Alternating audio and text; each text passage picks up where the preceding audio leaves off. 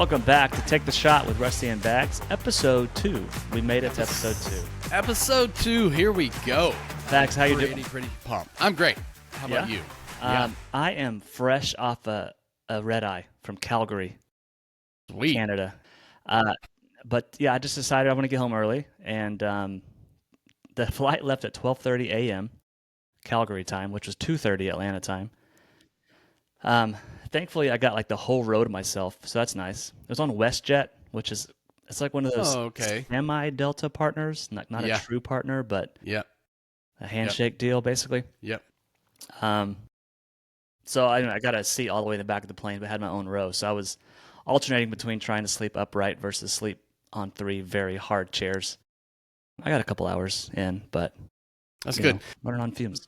Those of you who do not know geography, like I didn't know last week, I had to check Rusty's location and realized it's on the very west side of the west coast of Canada, because I was like, oh, you're just going up to Canada, no big deal. And it's like, oh, no, you're going across the country up to Canada. Turns out Canada's pretty large.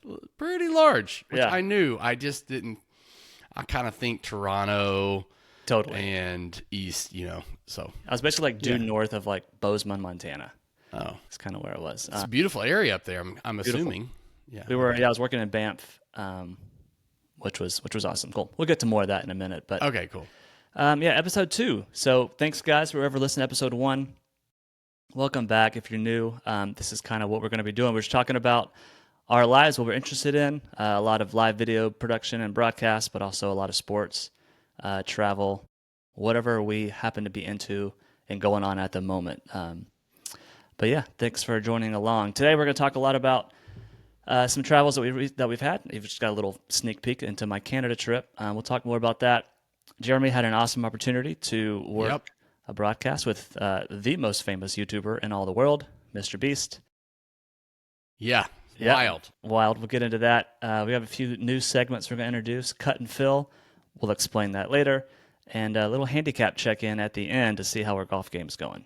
Yeah, and then the handicap check-in is going to be fun because we decide, like, am I really a better golfer than Rusty? So, the little handicap debate. We'll get there. Yeah. So first, let's go on location. Talk about where we've been. I started earlier, so let me finish. I was in Banff working a fundraiser event for an awesome organization. Banff is amazing. I've never seen such majestic mountains. I definitely want to go back. It was really cool. But a pretty simple, like, corporate kind of setup. Had 2 or 3 cameras, depending on the moment. I was working on an old Sony MVS 3000. Oh. About 13-year-old switcher. That was fun to kind of poke around and learn how to do things differently, I guess. Just different workflow. But yeah, and then one thing I did notice, so I mentioned I took the red eye last night. I had to kill a bunch of time before my flight took off at 12:30 a.m. So I went to dinner near the airport, a nice little steakhouse. It's always nice to get a steak on the road. Sit at the bar. Steak frites. Steak frites is one of my all-time favorites, because it's like not the best cut of steak. Yep. But it's like seasoned well. You got French fries. It's not too expensive. It's a great night.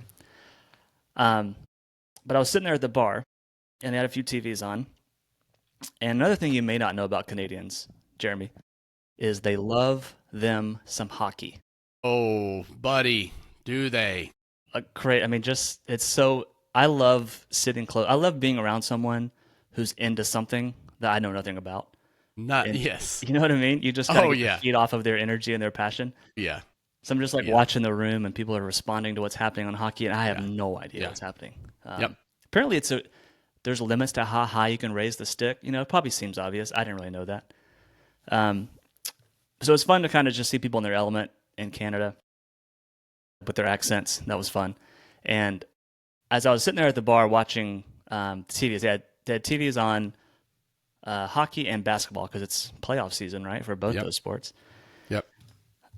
And let me see if I can throw up this quick picture real quick. What I kind of noticed a few things. Now that we're kind of doing this podcast, starting to watch some broadcasts differently, and kind of that same discussion we had last week about the Masters and how they did graphics. I was noticing, here you can see we've got hockey on 2 TVs, basketball on 1 TV because we're in Canada. couple of things I was noticing. I like to, when I'm watching sports, I really like to look at where do they put the score bug? How big is it? What information is on it? Where do they place it, right?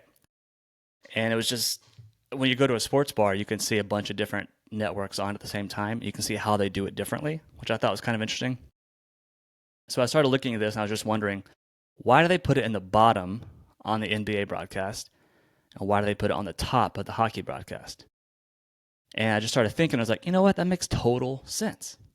Because basketball is an aerial game, right? The goal is in the top part of the frame. You shoot the basketball and it goes to the top part of the frame. So you don't want the bug up there blocking the basketball. Because you got to see where the basketball's going. Yep. Hockey's the opposite. Hockey's a ground game. The puck's on the ice. It's always down below. The net is down below. And so you don't want to block that action. And I just thought, that's just really probably obvious and, duh. I just love that intentionality of where we put things. And sometimes I feel like when I'm doing broadcasts, maybe I don't always I don't have that kind of intentionality. But that's pretty important and pretty cool to think about where you place things, Yeah. I love that. I immediately thought about when we were having this conversation, you brought it up. I was like, oh, well, the hockey is also completely white on the bottom. Yeah. And so it would make it really difficult for graphics to That's true. be there.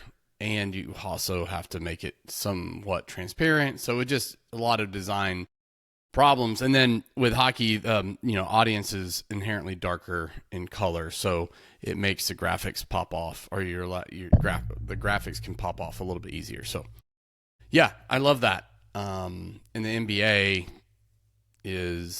I never thought about the ball. That's a great observation. I never thought about the ball. Great observation. Yeah, it would totally block the goal. Like if you put either side you put it on, on one side of the court, it would block the goal. Yeah. Yeah. So like you put it up there once and you realize, oh, this was stupid. We got to put it down below. Yeah, right. I've been all in on watching NBA stuff. So it's I love NBA playoffs. Anyway, that's a sidebar. But you don't watch it the rest of the year?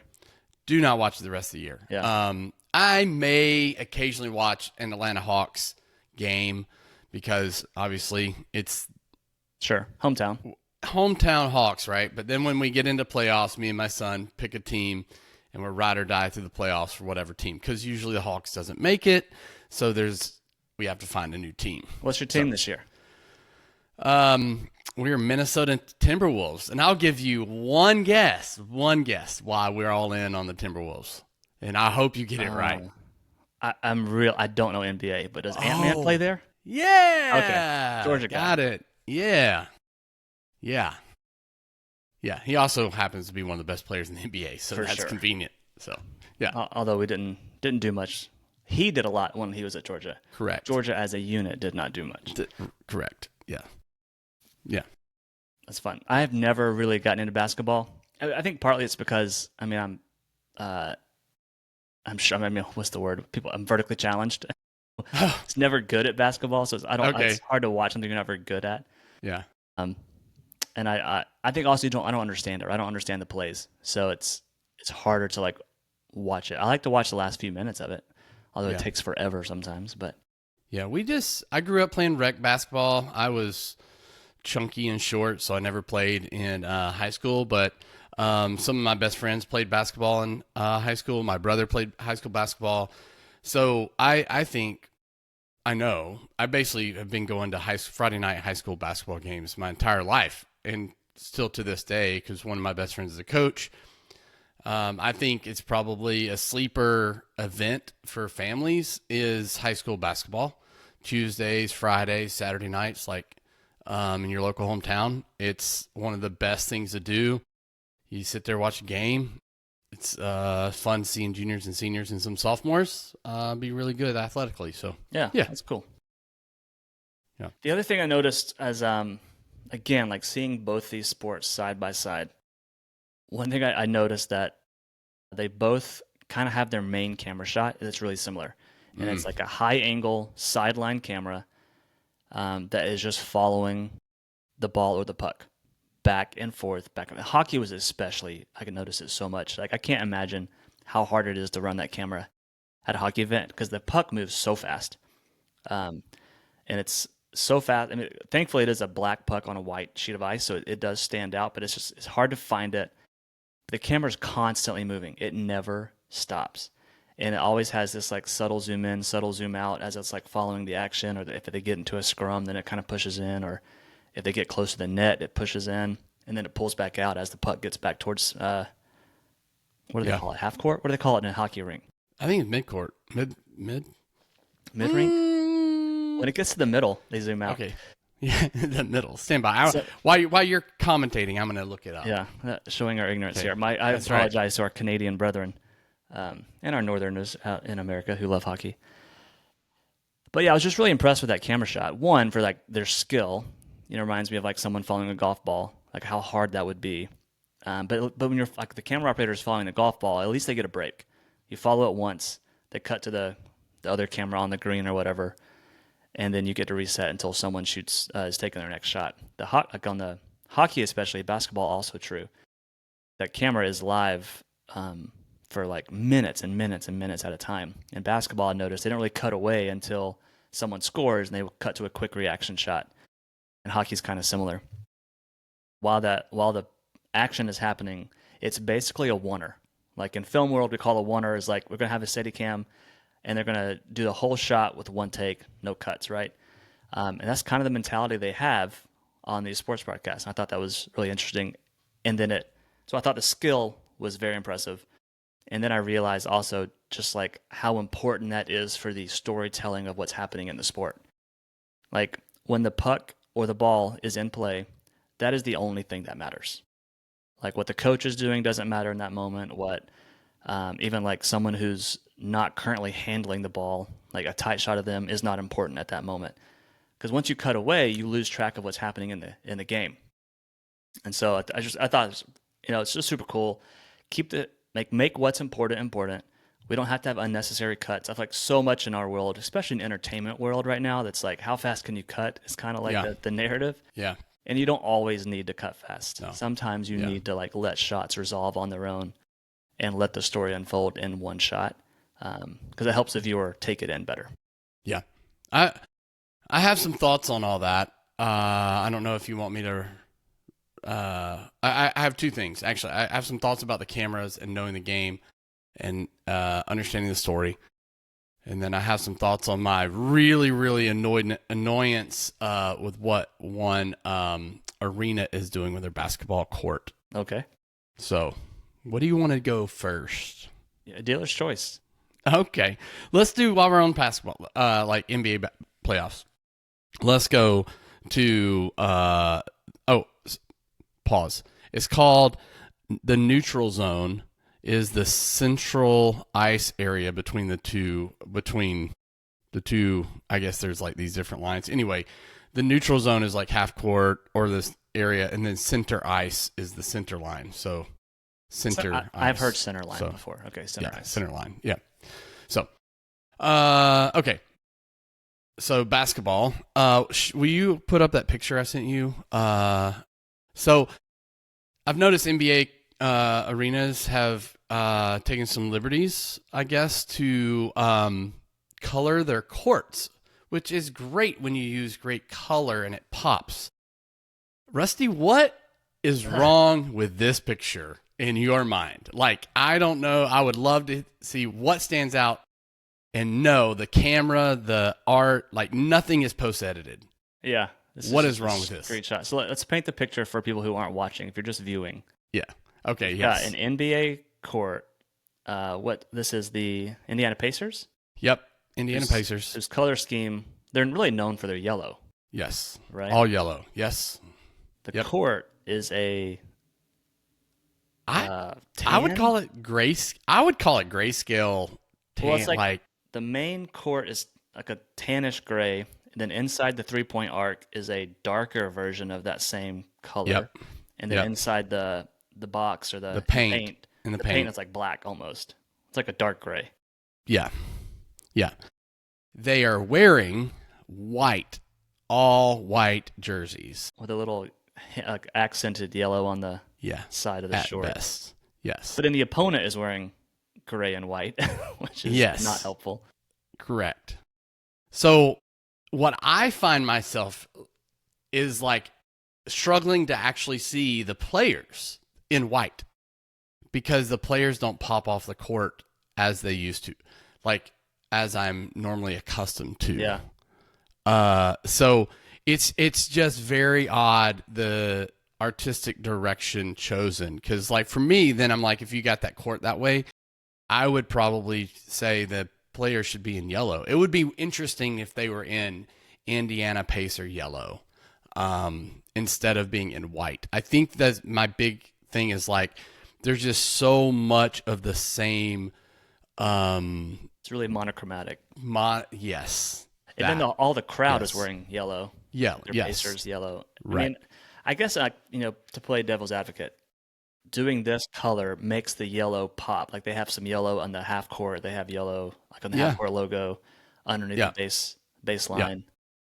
It makes that stuff pop. But yeah, I see what you're saying. It does feel like it's hard to really.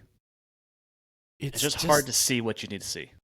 Yes. Yes. And it just doesn't pop. And it's like, I'm like, oh, it just feels like the players blend in. Do you and think yeah. You know how some of the arenas are doing like the awesome projection mapping for the pregame show? Yeah. Like this probably makes it easier to projection map. Yeah. Colors might show better. Yeah. I just don't know. Like, I would be curious to know if they like, the broadcast people a lot of times get loaded in and they do the thing and they are out. Like, I mean, it'd be interesting to know if they chose that or if it got painted that way and they were like, well, oh crap. Well, now we got to run a season this way. No, somebody decided this. So it was a choice someone made. Okay. Interesting. Well, anyway, so I mean, we have this show that we're doing now, and I was like, hey, I saw it and immediately thought like, we've got to talk about it because it's just such an interesting choice. It was very jarring for me, and I was like, oh, this is weird. They're all blending in. Anyway. Yeah. Maybe it's because you have old eyes. Could be, but you know what? You still have 20/20 vision, right? I currently do. I haven't been to a doctor in a while, but I don't struggle to see things. So, yeah. I still have this is my filter. You ready? Side tangent. My iPhone is still in the smallest font possible. Amen. And I don't have to bring it closer or further away. Like, I just read it like normal. So, yeah. I have to use very corrective vision, but I will die on that hill. I can't do I'm sure one day I'll eat my words. One day. But bless my parents' heart, man. Yeah. And I'm like, I always notice it on the plane, like when people sit next to me. I'm like, I could read that text from 3 aisles away. Like, Correct. Wow. And hey, no shame or shade on people who have to have it big. Like, I understand. I'm just saying I know it's time for me to get my vision checked when I have to start increasing. There's different stages in your life when you start to feel old, right? Yeah. At your 30s, you feel it in the mornings. Yeah. When you have to raise the font size on your phone, that's going to be a mile marker. That is correct. So I got another thing about like not cutting away. And you know what? It actually segues because it's my dad who brought it up. So what's funny, because he's 70 and some change years old. And we were sitting at our house for Easter. The family was over, and we were watching the tournament. Now, my dad is like ex-college golfer, so he grew up playing golf in the 54, 64, yeah, something like that, late 60s, early 70s. And so, he's ride or die golfer. And so we were watching. It, by the way, I've played with him. He still hits it straight. Yeah. 100 yards at a time. Sure. Yeah. I'm pretty sure he beat me on a few holes. Yeah. So we're watching, and that playoff hole was happening. We get to that putt for JT, and he makes it. And my dad's like, oh, man, that's a bummer that he made a par. And I'm like, no. He just won. That's because he's like, why is he celebrating? He just parred it. And I'm like, no, that was for birdie. And he's like, that was the same putt? And I'm like, yeah. And so what he didn't know was like that camera shot made it feel like he had already putted 30 feet or so, he felt like he was like, that camera shot, there's no way that's the same putt. So yeah, that. It's such a great. Yeah. When you text me that, I was like, that is such a great observation. So this shot here, if you're listening, it's like the normal golf shot, like it's the elevated camera that's just shooting down on the green, and we can see in the frame like the hole is on the left, JT's putting on the right. It's I don't know, 25 feet. I don't know what it is, but it's obviously a long putt. Like when you see this camera shot, you're like, oh, there's no, he's not making that. Very low statistically. Very low. He's gonna make that putt. Yep. Especially to win the tournament. And then, but like the way that broadcast, especially sports broadcast works, is you're not always 100% watching the TV. So if you look away while this shot is up, the establishment shot, let's call it, and then you look back and they have this shot. So this other camera shot they cut to is like a camera on the ground at like foot level, and it's got a really shallow depth of field. So like the hole is in the foreground, out of focus. His putter is in focus in the background, and as he putts the ball, they actually did an awesome job of tracking focus with the ball. Yep. Very cool shot, very artistic, but does absolutely nothing about telling you how far this putt is. The dimensions are way off. So what normally happens, so you and I watch a lot of golf, a lot of broadcast golf.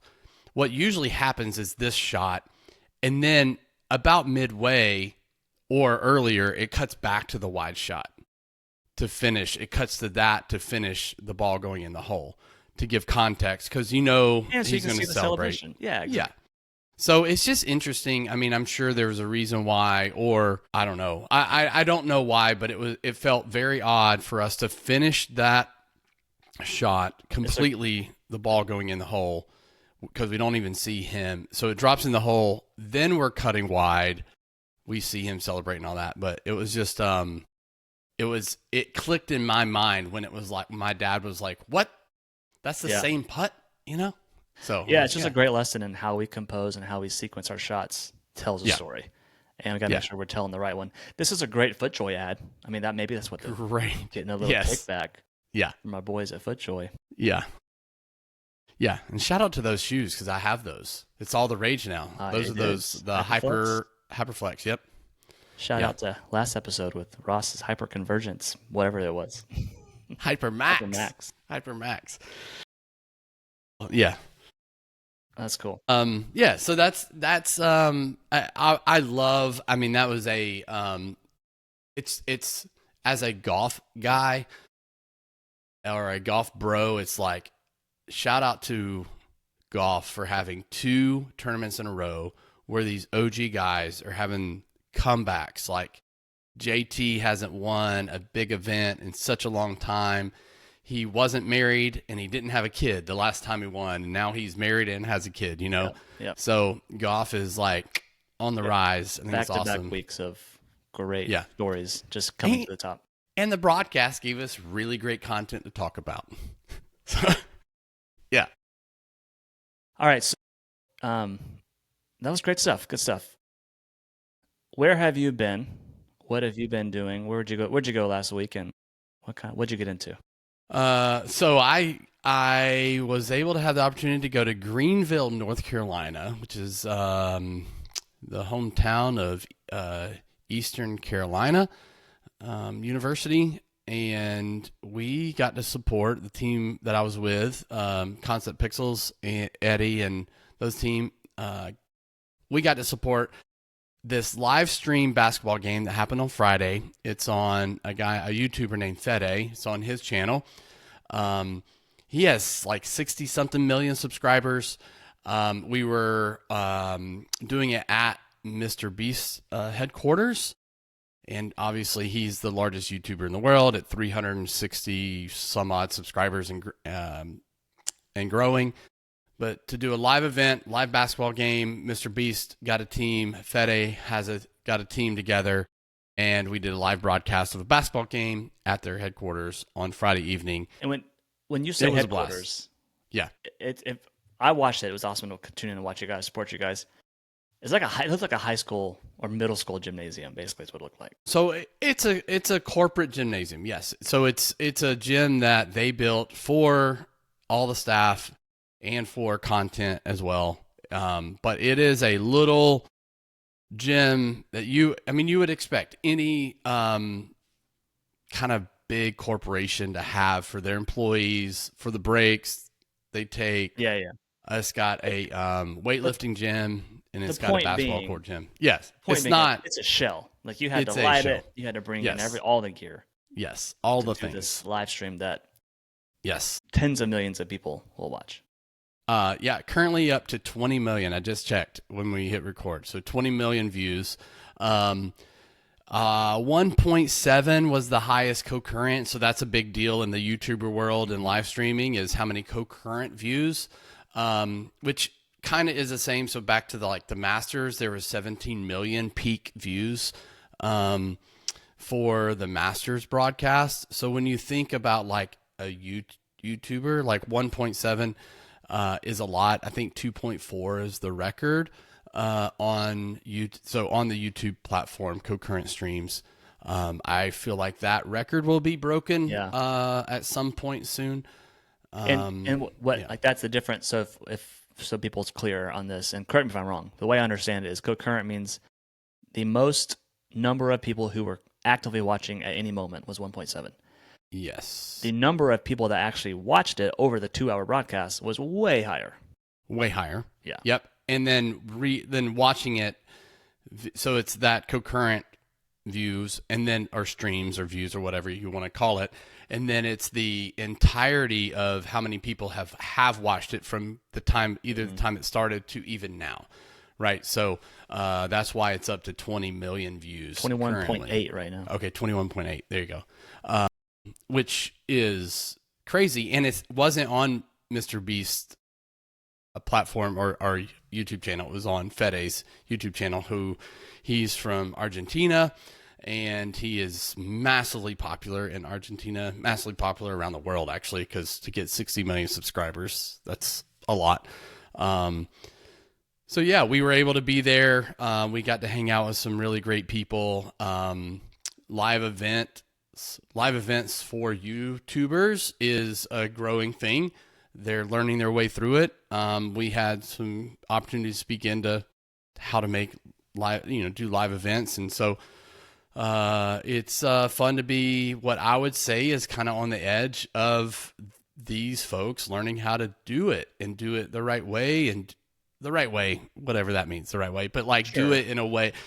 When I say right way, you do it in a way that's not a pre-recorded video that you just post, right? Yeah. A live event is like real-time live and it's how you engage audience and all that kind of stuff. Netflix and YouTube and all that, YouTube especially, I think is it's just the new world order when it comes to content, right? And Netflix is similar in that Netflix is just about Netflix is about quantity, right? Just they don't need to push out as much as possible. Which the purists might say they make some bad stuff, and so we're losing some great content because we're pushing quantity over quality sometimes. But it's just kind of the way it is these days, right?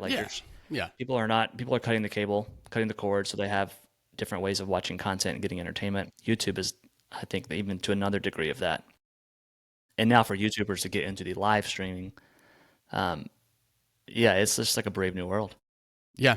And I think it's awesome. It's awesome for the team. I thought it was awesome that we loaded in the entire thing. We got to have conversations with them, and it was we kind of just went for it. We had a great crew. We executed it as best we could. No rehearsals, no what we would and a lot of people in our industry would describe as rehearsals. I mean, I think a broadcast outfit, if they came in, they would have probably been really struggling to make it happen. But we were like, hey, we come from a live event world where it's throw and go, and you hire really high quality operators who can pivot in the moment. And so we had some really great guys. We had a replay op that was phenomenal. Yeah, the replay stuff was great. Yeah. I could tell that's a pro. He was awesome. He was probably 23 years old and been doing it. But he is young, and he's like, yeah, I got this. Cool. And so at the end, I was like, okay, tell me, was this because he does replay for stadiums and sports stuff. Mm-hmm. And I was like, was this easier or harder? And he's like, oh, this was harder. I was like, this is harder. I was like, why and how? Like, he's like, well, usually we have like 3 or 4 or 5 different people like helping get stuff together and like call the thing and all that. And we were just like scrappy and, making it happen. So making decisions in the moments where sometimes the decisions were already made ahead of time in some other live broadcast events. So. Yeah. Like a lot of the live sports stuff it's scripted to an extent. Like they kind of know what they're going to show. The graphics are kind of pre-built. Yeah. They have a plan. I loved it. I love the way replay works. That was on my list of things to talk about today. It was like I've never done an event with replay, and the rush and the joy of being a TD, like we had 13 cameras, and so any one of 13 cameras the director would call for, and then all of a sudden it's like we're cutting cameras, and then Eddie's like, wipe to red. Red was one of our replay channels, and it's like ready red, wiped red, and I had basically a go red button that just because I had to wipe to do 2 different MEs. Okay. For the in-room experience and the broadcast experience. So I couldn't just like do it on the normal. I had to hit a macro. And then we did we dissolved, which we all don't like dissolve, but dissolve is actually the right choice. Yeah. Dissolve to the other replay channel, and then wiped out of it. So we wiped into replay, we wiped out back live, and then we dissolved between the 2 channels while we were in replay. So that was our decision. I think a lot of the industry does it that way after watching stuff. So, side note, if you hear really loud noise like something's about to take off, that is my washer that I did not know was... Well, my 14-year-old is at home today, sick. Yeah. So she's doing laundry, which I said, hey, we're going to be recording this thing at 1:30, which I kind of didn't say, like, don't start laundry. Yeah. And it is really, really loud, and it spins at high. Anyway, it's annoying as crap. So, sorry. That's the jet engine that's taken off that's in my house. So, sorry. I watched a good bit of it, and I texted Eddie afterwards. I texted you a lot during it. I texted Eddie. I was just like really impressed. I was really proud of him, like how he set up the cameras, because to me it felt like the NBA games that it felt like a basketball game. Like he had the right sequencing. He had that camera we just talked about, like the high and wide sideline camera that just followed the action, and then he cut away when it felt right. Cut away for a reaction for one of the players. He had the defy dolly on the sideline, which was sick. So nice, so good. It was like right on the sideline too, and it was able to really, really. My dog just kicked my camera out of frame. Hold on a second. Laundry going on. Dog. I know, and shout out to Apple for me just being able to adjust it. There you go. So yes, it was awesome. The Defy camera was awesome. This is where I was gonna go with like your as a camera op, you need to know the gameplay. Because I help some of our camera ops understand a little bit more of the gameplay, which is like you're not suggesting that follow the ball. Tech people don't know sports, are you? I'm not saying. I mean, it's like follow the ball, don't follow the person when the shot happens. It's like understanding like the gameplay as far as like that person just made that shot, so let's go jump in tight and see the celebration. Understand like some of the culture side of that specific sport, which is very different than football, very different than hockey. Yeah. Celebrations are welcomed in basketball. It's like, oh yeah, it is part of the culture. The NFL is finally getting there. Finally. Yeah. Finally. And I mean, the NFL is borderline theatrical, which the NBA is not, like with the pre-rehearsed touchdown celebrations. Yeah. Yeah. I mean, you got linemen coming over and helping with not props. You can't use props yet, but imaginary linemen, props. like pretending like they're doing something, like you got this 350-pound human helping this wide receiver do something theatrical, essentially, in the end zone. But the NBA is not at that level, but it is at the level of like you can't. There's certain motions you can't use in the NBA, but yeah. Yeah, I thought the sequencing of camera shots was great. Like it felt pro, felt great. What else behind the scenes can you shed light for us? The awesome people. We set up a control room in a tent, and it rained during the show. And so on Overcom, it's like, hey, it's raining. If you're in the tent, make sure your backpacks are off the ground because literally water is flowing underneath our feet. So that was a fun scenario. Like I said, it's a small little building, and where are we going to kind of set up a control room? And it was like, well, we're going to have to be in a tent. So we had a control room tent and then a VIP tent where catering or food and stuff was, and we had a couple of multi-viewers there for folks to watch. I got to work on a switcher that I've really never done a show on. I've pressed the buttons before on it. I've on Blackmagic Constellation, but we ran the show on that. I think it was a collective opinion that we will not run a show of that complexity on a Constellation again. Opinion? That was not just my opinion, I promise. That was the collective opinion, and collective opinion going into it as well. But you don't have to burn the bridge on Blackmagic unless you want to. I mean, I'm here for it if you want to. But give us a view of like what were the headaches, what were the pinch points? I mean, if you're tuning in for the golf, if you're tuning in to us, like this might be intriguing to you and it might not be. So fair warning. But stay tuned. Don't check out. But a couple of really significant things that you can't do on that. You can't edit macros visually like you can in other, what I would probably phrase as broadcast level switchers. I know some people would probably have a problem with me saying that because some would say the Constellation is a broadcast level switcher, but I would say it's not there yet, because macro editing doesn't exist. Like I recorded some very complex macros to do certain things. And then I was like, crap, I forgot this one keyer that needs to be turned on or turned off, and had to like delete the macro and re-record it. Now, Blackmagic would tell you can go into the XML file and type in some of the XML code and edit it. And I'm like, nah, bro. Not me. Yeah. I'm out.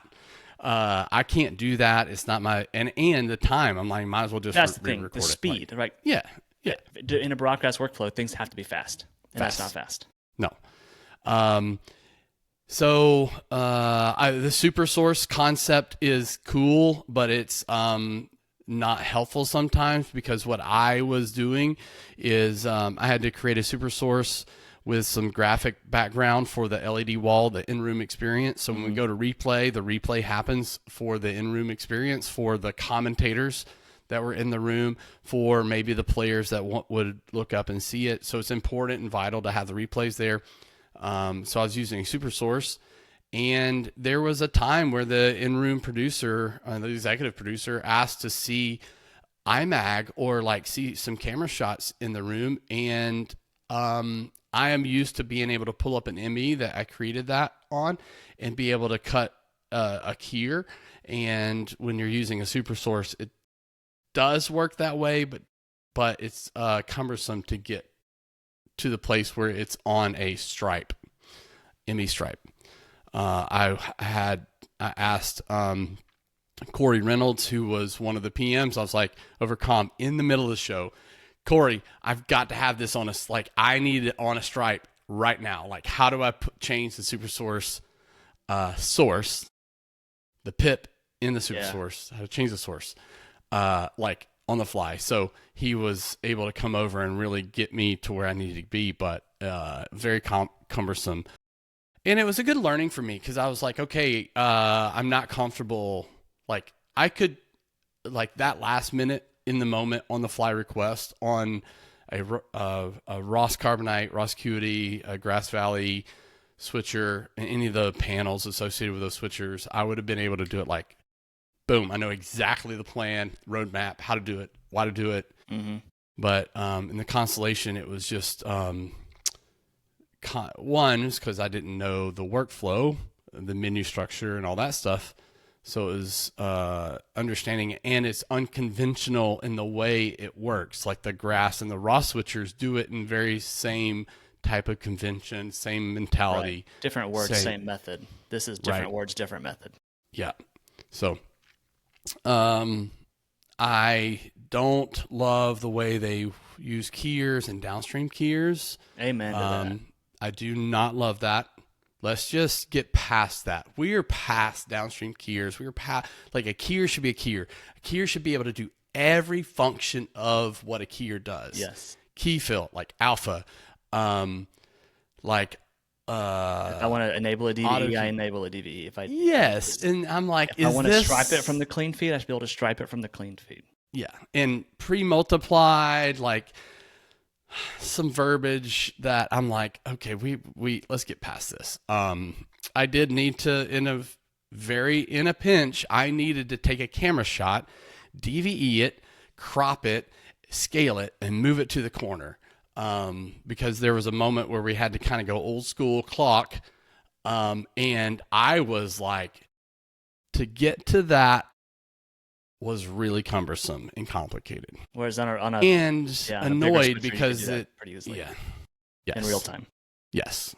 Correct. Which a lot of broadcast people are like, it's fine. Like, that's why are you having to do that in the middle of a show on a fly? And it's like, well, live events is very different than broadcast live event.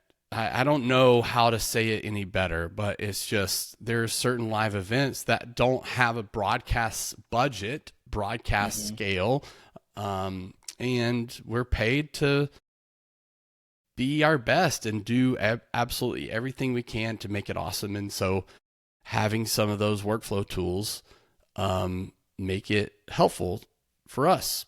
So that's, I don't know. Maybe you could say it better, but yeah. No, that's helpful. A good little behind the scenes. I mean, I think overall it was an awesome, huge success. I think that just look at what's going to come down the pipe future for YouTube live events. Yeah. You're kind of talking about live events. I'll do a quick drive-by on this. There's so much that happened in the last week, but the NFL draft just happened. And I don't have a lot of details, but I was watching that thinking, this is a great example of an event that gives the in-room viewer an amazing experience. They have LED content everywhere. And they are live firing graphics and people's names. There's all kinds of data-driven graphic stuff going on that's amazing. But it just struck by like how that they do make the in-room experience awesome, and then they capture it in camera for a broadcast experience as well. Like, it's a pretty good hybrid. It's hybrid, but here's knowing what I know from the team that pulls it off. I know them personally from the Ross team on the graphics side. The priority of the graphics on the LED wall is the broadcast. It is not the in-room experience.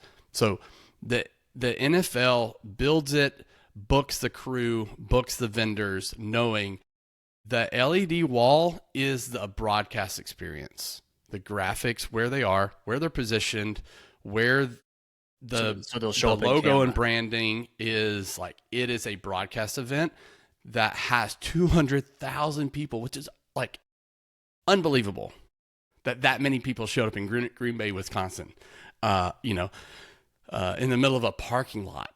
So it's cool. Wild. I love it. I think it's great. The design of it is great, but it is 100% there to serve the broadcast. And there's no way that person way down in the middle of the parking lot can see a graphic, right? Yeah. And they're making a graphic choice for the camera. Yeah. Bottom line. That's cool. Yeah. All right. What's next? Let's move on.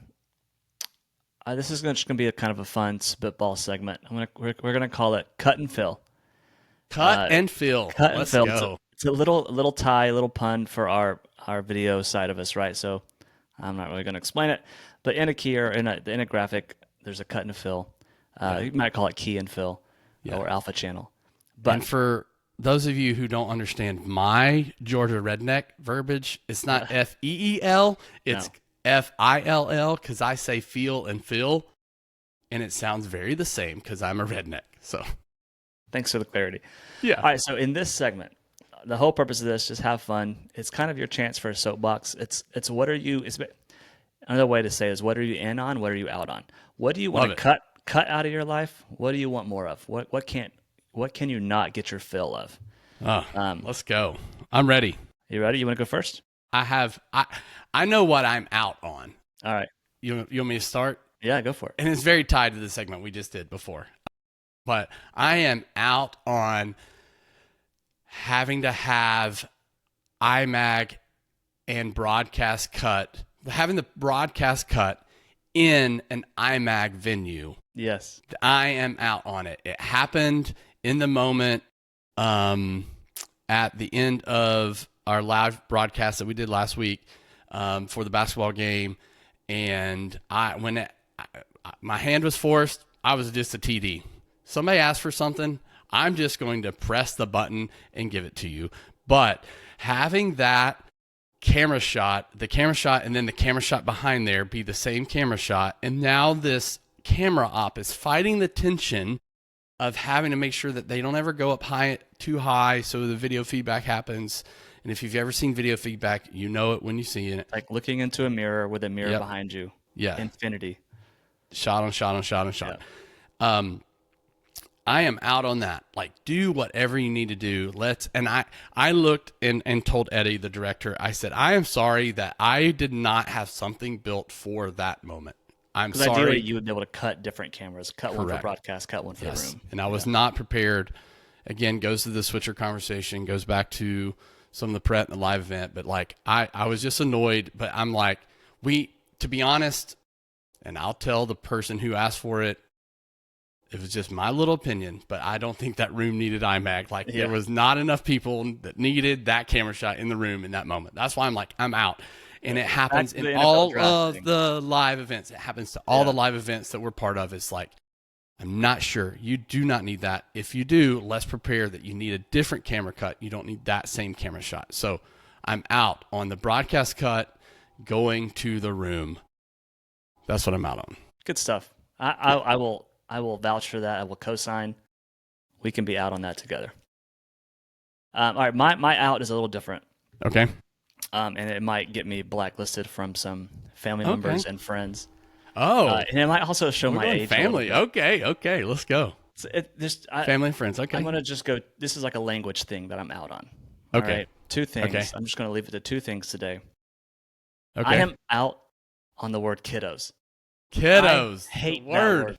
I hate that word. I don't understand. I don't know what it is about it. Oh gosh. No. No. I don't love it. Whenever I hear that word, it just makes me cringe a little bit. Let's bring the kiddos. What are the kiddos doing? I don't know. No kiddos for me, man. What I say, I love it. I love that I did not know what your thing was until this exact moment. Okay. Yeah. So, shout out to you keeping that a secret, number one. And I don't care either way. The word doesn't bother me, but I love that is your thing. I'm sure everybody has little things like that just like, there's no rhyme or reason really. I just don't like that word. That's hilarious. I don't like seeing it. I don't like the way it's spelled. I don't like visually. I don't like hot take. I don't like it. I'm okay. Out. Webster's dictionary. Yeah. Let's remove. Is that a real word? Is that in the dictionary? It's probably going to be one soon if it's not. It's got to be. So here's somebody. The other language thing. This one's probably going to. People are not going to like this one either. Okay. I do not like when someone responds, heard. Have you heard this? Yeah. Oh, I've experienced it a lot. Yeah. It happens a lot in our live event world. Yes, the production world. And especially, it's like a younger language jargon thing. Yeah. I get it. It's fun. Yeah. It's fine. But I don't know. When I say something and someone just like heard, or then someone like texts me back, heard. I'm like, why? Why do we have to say heard?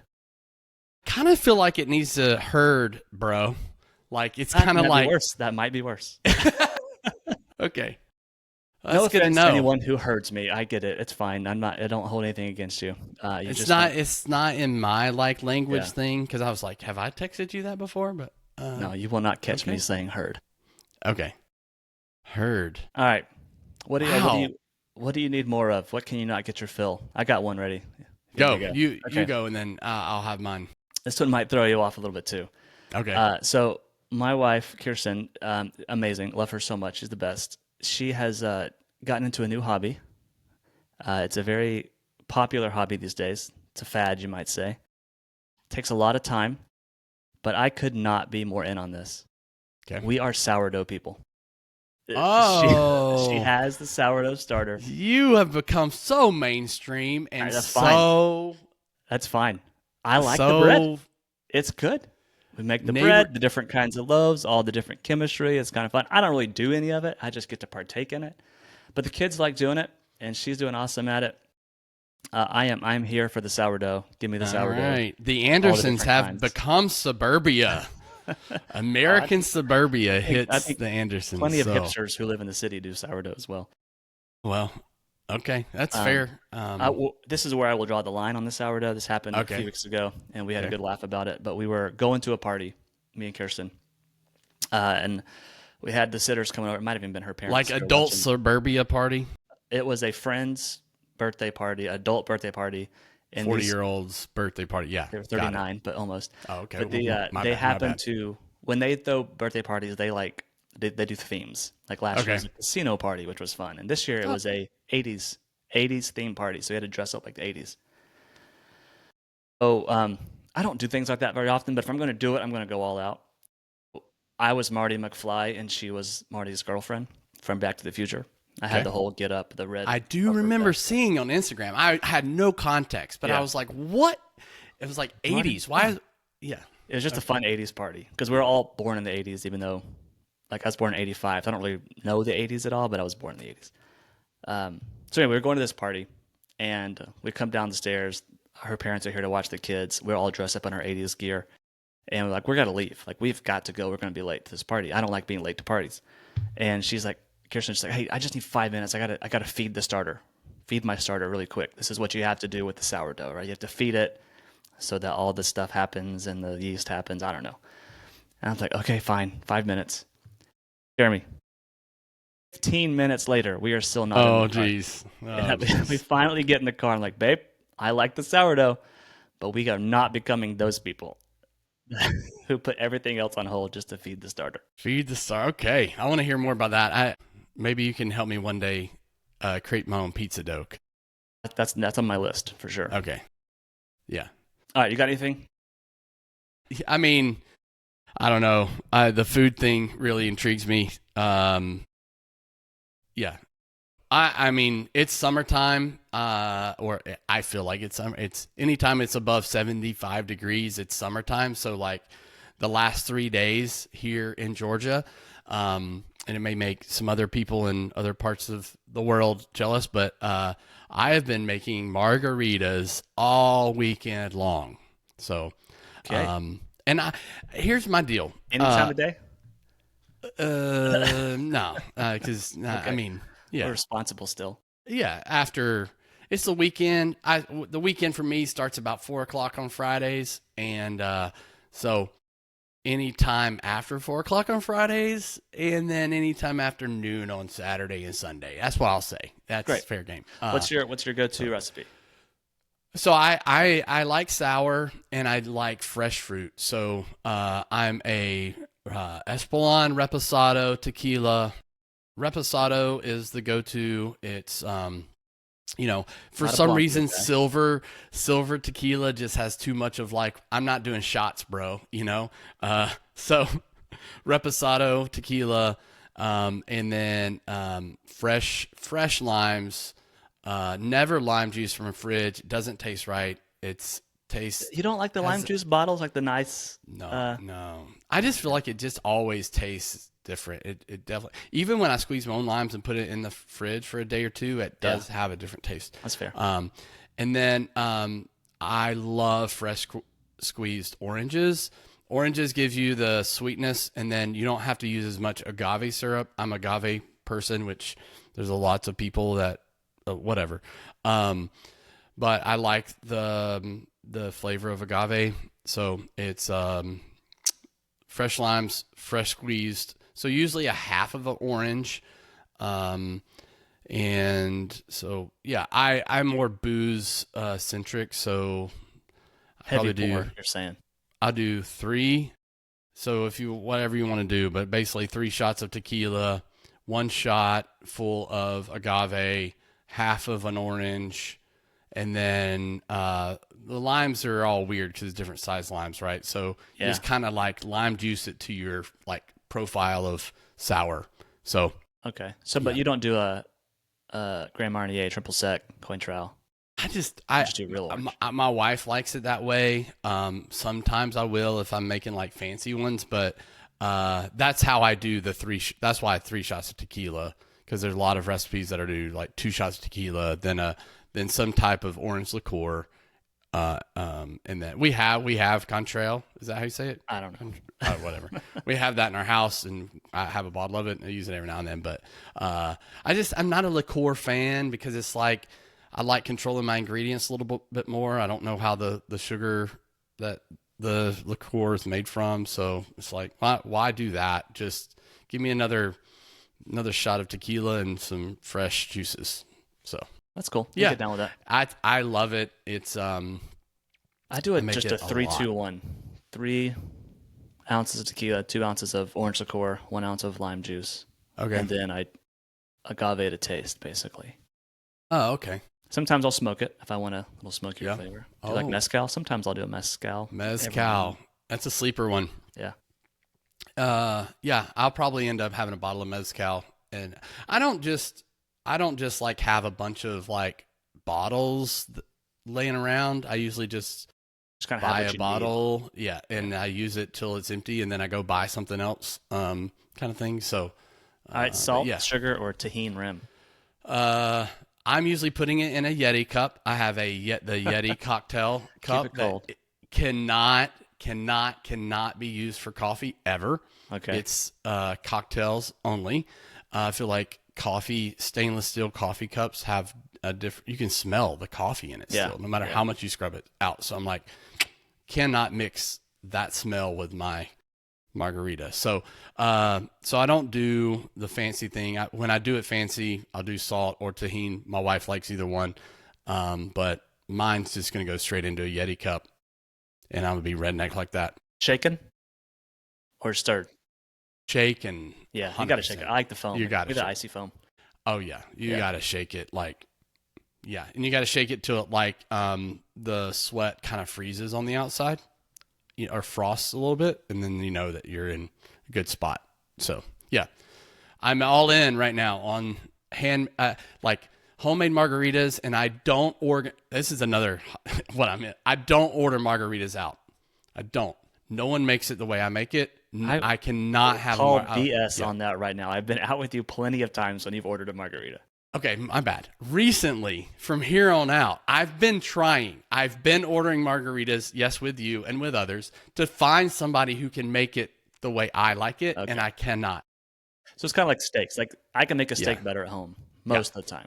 So I'm like, why? Why spend $15 on a margarita cocktail when it's not? I'm not going to really enjoy it anyway. So I'll just order bourbon on the rocks, and that's my cocktail when I'm out and about. So awesome. Yeah. All right, cool. That was cut and fill. That was fun. We'll do that every now and then just to kind of as things pop up. Yeah. All right, one really quick last thing. I want to do a handicap check-in.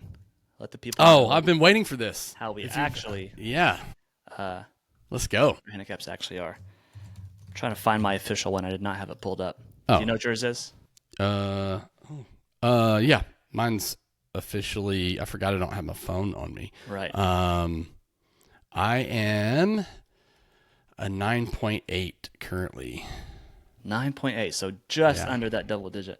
I've been under 10 for a while here, bro. I know. So, I'm 11.1.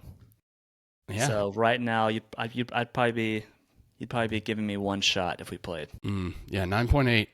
I want to see. Okay, let's do this. Pull up your recent, like the chart of your handicap. Have you been under 10? Not yet. Okay. So I'm currently as low as I've ever been, 11.1. Okay. So I was I don't even know where to find this. handicap history. Handicap history, yeah. Okay, you want a wild stat, because I know we've got to go. April 26th of 2024. You ready? 14.4. Okay? April 26th last year. Last year. So a year ago, 14.4. Here we hold on, are. let me see. Around that time period, I was about the same. I got up to 15 on June 3rd. So I'm 40, well, almost 45 coming up November. So I was 44. Yeah. 43. Yeah. No, I was 43. Okay, 43 then. Okay. So this may give some hope to those of you who are wannabe golfers out there. October 16th of 2024, I was a 7.2. Wow. 7.2. So from a 14 to a 7. Yeah, from April to October. How many rounds of golf did you play in that time? A good bit. That'll be on the next episode, because I got to do some digging. But and hey, then your best golf could be ahead of you. Yeah, I hope. So I was 7.2, and then winter hit, and I'm currently adjusting some things on my swing. So I went up to the highest I got to was a 10.8, and now I'm on the decline, so 9.8 now. So yeah, 14 to 7 to almost 11, now back down to 9.8. So 9.8 versus 11.1.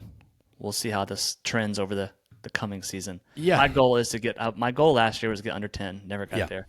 Yeah. Just couldn't play enough consistently. Yeah. You need to play more. You've got to play more golf. You've got to play more, because I play a lot, and you should probably play. Preaching to the choir. Okay. Cool. All right. Well, I think we should probably wrap that up. Let's do it. Any lingering thoughts? I mean, I have a few that we can get into next time. I want to, the technical side of what we do in live event execution, talk a little bit more about that. I'm excited about some golf stuff that's happening, and one of my friends, my best friend has practice round tickets to the Ryder Cup this year, which I haven't told you that. So I texted him. I was like, "Hey, do you decide sell them or keep them?" And then I realized the Ryder Cup's not till September. So we should continue to have that conversation out in the public. Like, should he sell them? Should we go? Well, one of your other really good friends has a 40th birthday in September. So okay, that's right. Maybe you can make something happen. Yeah. So So I'm looking forward to the Ryder Cup event. Would be that's wild. a few months ahead of us. But yeah, I'm excited about it too. Yeah. Yeah. It's one of the best sporting events. We'll definitely talk about that as we get there. Yep. Well, we should probably wrap this up. Thanks, you guys, for tuning in to episode 2. Definitely subscribe, like the podcast, leave some comments, rate it, share it with everyone else too. Let's get the word out there. You can catch us on Spotify, on Apple, also on YouTube. You can watch a long form about all the podcasts and see the visuals better. Yeah, if you're into that sort of thing. But smash that subscribe button. That's what those YouTubers say. All say. But yeah, you should hit the subscribe button. Cool. That is a wrap for episode 2. See ya.